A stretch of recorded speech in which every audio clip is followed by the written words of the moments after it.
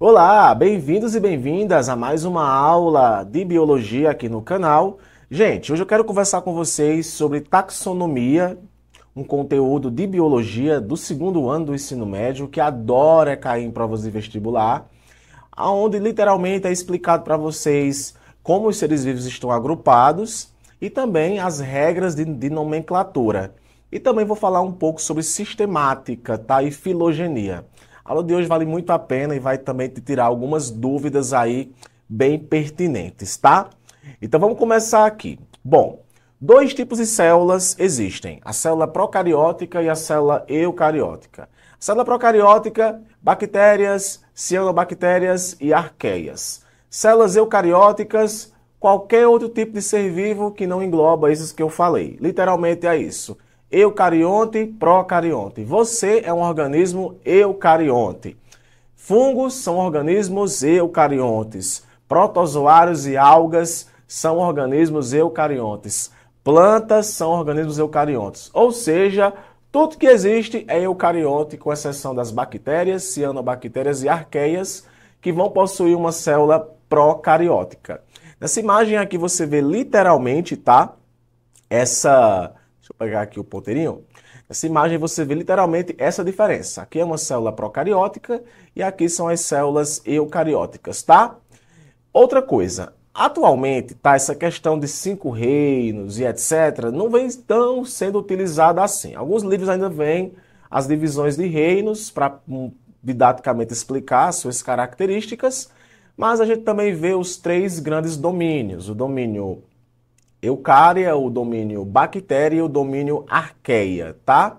Nós temos aqui os 5 grandes reinos que eu vou explicar assim hoje. Eu vou receber críticas, mas eu vou colocar para vocês também aqui a imagem dos 5 grandes reinos. Reino animal, também chamado de metazoa, reino plantae, reino fungi, reino protista e o reino monera, que vai envolver os organismos que são procariotos. Aqui, gente, tem uma classificação mais atual, que são os 3 domínios, tá? Que no caso é o domínio bactéria, com as bactérias ou eubactérias, arqueia, que literalmente são bactérias extremófitas, tá? E eucária, que envolve protista, plantae, fungos e animais. De repente, se você vai fazer uma prova de segundo ano, tá?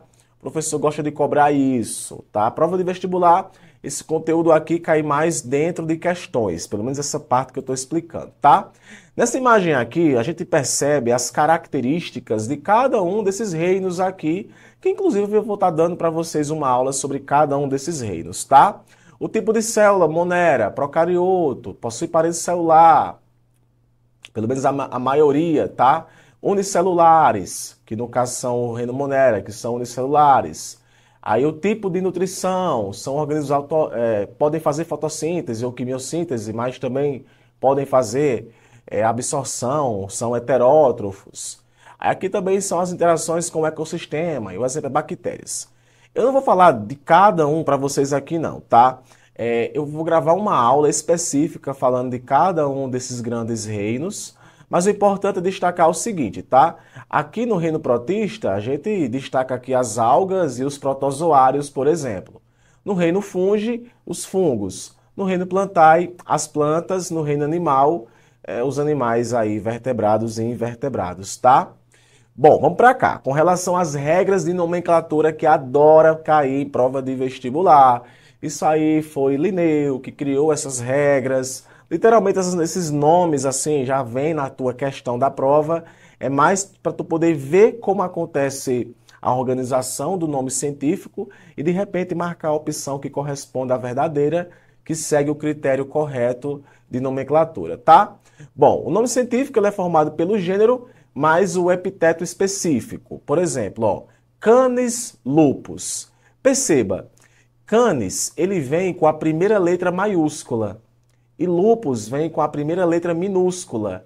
Aqui nós temos um nome científico claro e vai seguir algumas regras. Primeiro nome maiúsculo, segundo nome minúsculo. Esse segundo nome aqui é o epiteto específico. Os 2 nomes vão formar o nome da espécie, tá?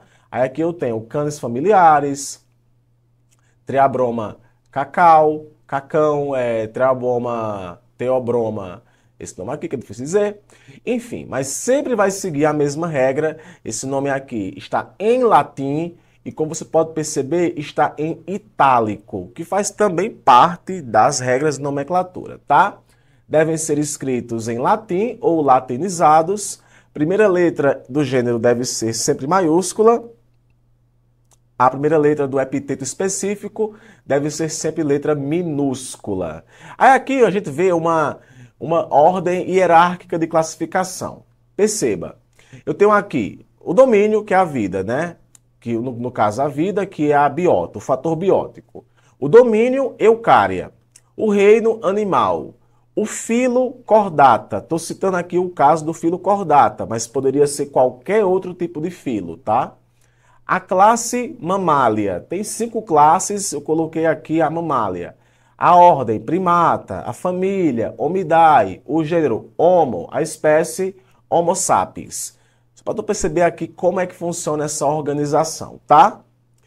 Bom, além disso, quando a gente está falando sobre a classificação dos seres vivos, levando em consideração aqui os 3 domínios, isso aqui tudo precisou ser organizado sobre quem veio primeiro, quem veio depois, qual foi a característica que apareceu primeiro, o que é uma coisa primitiva, o que é uma coisa nova.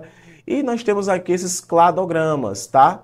Esses cladogramas aqui, eles representam essas origens evolutivas, tá?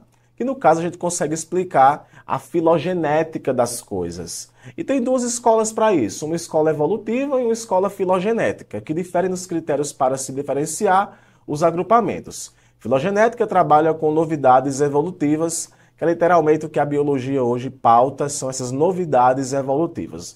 Qual foi aquela característica que veio, para depois que veio, quem é um ancestral primitivo e etc, tá? Outra coisa, entenda que a diversidade de seres vivos é resultante de processos de cladogênese e anagênese.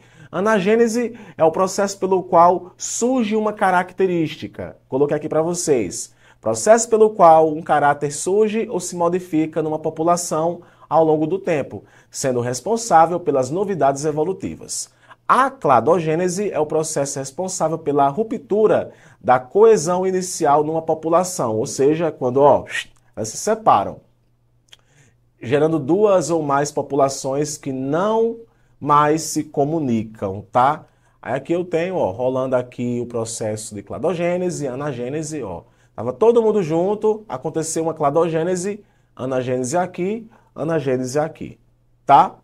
Bom, essa imagem aqui ela é importante porque ela mostra as anagêneses que ocorrem nesse cladograma aqui. Ou seja, a gente está tratando aqui de características que surgem e também, claro, dos ancestrais primitivos. A raiz representa o provável grupo ancestral que está aqui. Então, todo mundo que está aqui em cima, descendeu desse cara que está aqui embaixo. Ele foi o primeiro, independentemente se aqui, nesse nó, é um outro ancestral que deu origem para cá e para cá, mas todo mundo descendeu desse. O nó é uma população ancestral hipotética. Cada nó indica um evento cladogênico. Então, provavelmente aconteceu aqui, uma cladogênese e, porventura, anagênesis. Os ramos são as linhas do cladograma e conduzem a um ou mais grupos terminais. Os grupos de seres vivos compõem os terminais nos cladogramas. Bom, olha só, uma característica que eu chamo de primitiva, você vai chamar de pleisomorfia, tá? Uma característica que eu chamo de derivada, apomorfia. Então tem a pleisomorfia e a apomorfia. A apomorfia, uma característica derivada, e a pleisomorfia, uma característica ancestral, tá? Outra coisa aqui, Aqui, gente, é um grupo monofilético. O que isso quer dizer? Que todo mundo originou, né? Analisando aqui esses 3, todo mundo veio desse ancestral aqui primitivo, formando aqui um grupo monofilético. Eu posso fazer uma outra análise. Esse e esse podem formar, esses aqui estão em azul e esse daqui, podem formar um grupo parafilético, ou seja, eles possuem diferentes ancestrais comuns, se fosse para analisar eles de forma isolada. E o grupo polifilético é justamente mais de um ancestral comum. Ó, esse daqui um ancestral, esse daqui um ancestral, esse daqui um ancestral. Então, os grupos eles também podem ser classificados em monofiléticos, parafiléticos e polifiléticos. Tudo isso tendo relação com o seu ancestral comum. Perceba que aqui nesse grupo parafilético, eu estou analisando esses aqui que estão em verde. Esses indivíduos entre si formam um grupo parafilético. Esses indivíduos entre si formam um grupo polifilético. Todo mundo aqui foi originado de um ancestral diferente, analisando de forma individual, é claro, tá? Aí aqui eu tenho uma imagem de um cladograma. Quem vê primeiro? A vê o primeiro, B vê o segundo, C vê o terceiro, D foi o quarto. Então, ó, C mais D são grupos irmão de B. B mais C mais D é grupo de A. Então aqui são grupos monofiléticos, grupos parafiléticos também que a gente poderia classificar. Aqui também é uma outra representação, tá, dos cladogramas. Eu vou estar gravando para vocês aqui no canal uma videoaula respondendo questões desse assunto. Mas uma coisa eu garanto para você, é algo muito tranquilo, tá? Se tu está estudando para a prova, foca nas regras de nomenclatura, tá? Foca nessas regras que despenquem em provas. Além disso, as questões de surgimento de uma nova característica e de ancestrais primitivos. Geralmente em provas, o que é cobrado é para tu analisar um cladograma. Essas partes conceituais não caem em prova. Por isso que eu fui tão breve falando para vocês. Quando você pega uma prova, é para você analisar. Eu vou estar colocando depois umas questões aqui para vocês, mas eu vou dar um spoiler. Tem o cladograma, aí fica perguntando, aquela característica, ela é compartilhada por quem? Aí basta você olhar que você vai saber por quem ela é compartilhada, tá? Simples assim. Ai, gente, bom, espero ter te ajudado com essas dicas, tá? Um abraço e a gente se vê aqui na próxima videoaula. Até lá!